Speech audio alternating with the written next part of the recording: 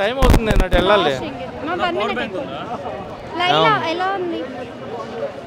నాకైతే flop movie. కథ లేదు, కంటెంట్ లేదు, మ్యూజిక్ లేదు. ఓన్లీ విశ్వక్సేన్ గారు ఒక్కరే కనబడ్డారు. ఆయన one man show, one women show. Promotions బాగా చేశారు కదా, మరి కరెక్ట్గా వర్కౌట్ అవ్వలేదు. ప్రమోషన్స్ చేసినా కథ ఉండాలి కదా సినిమాలో.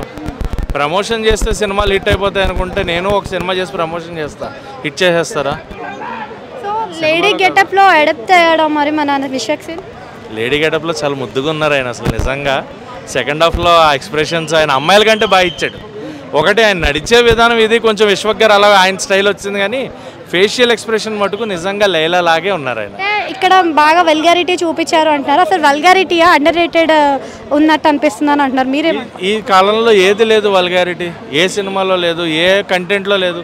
ప్రతి ఒక్కడూ మనకు తెలియకుండా ఇంట్లో ఒక్కడు ఉన్నప్పుడు ఎంత వల్గర్ కంటెంట్ చూడట్లా. వల్గారిటీకి అసలు ఛాన్సే లేదు ఈ రోజుల్లో. ఎంత పిల్లాడు కూడా నో వల్గారిటీ. ఓటీటీ వచ్చిన తర్వాత మనకు అన్నీ ఈజీ అయిపోయాయి. అసలు వల్గర్ అన్న కంటెంట్ వాడకండి. కామెడీ కాకపోతే బోర్డర్ ద క్రాస్ అయ్యింది, అది చూడకపోవడం వాళ్ళ ఇష్టం, మన ఇష్టం ఏం లేదు. ఎవరి ఇష్టం వాళ్ళది. నేను ఎవరిని చూడమని చెప్పను, చూడొద్దని చెప్పను. ప్రీవియస్లో చాలా లేడీ గెటప్స్ ఉన్న మూవీస్ చూసాం కదా, వీటితో కంపేర్ చేస్తే ఇందులో కొత్తగా కనిపించిందా లేదా వీటితో కంపేర్ చేయొచ్చు? కంపేర్ చేయొద్దు, ఏది దేంతో కంపేర్ చేయొద్దు. ఎవరి స్టైల్ ఆఫ్ టేకింగ్ వాళ్ళది, ఎవరి స్టైల్ ఆఫ్ మేకింగ్ వాళ్ళది. సో విశ్వక్సేన్ గారు వన్ మ్యాన్ షో ఇది, సెకండ్ హాఫ్లో వన్ ఉమెన్ షో ఆయనే చేసుకున్నాడు తప్ప సినిమాలో ఏం లేదు. అంటే హీరోయిన్ క్యారెక్టర్కే స్కోప్ ఉందంటారా? హీరోయిన్ క్యారెక్టర్ నాకైతే స్కోప్ లేదు, only for glamour. Heroine only for glamour తప్ప ఏం లేదు. మ్యూజిక్ కూడా నాకు సాంగ్స్ ఆకట్టుకోలేదని. Thank you.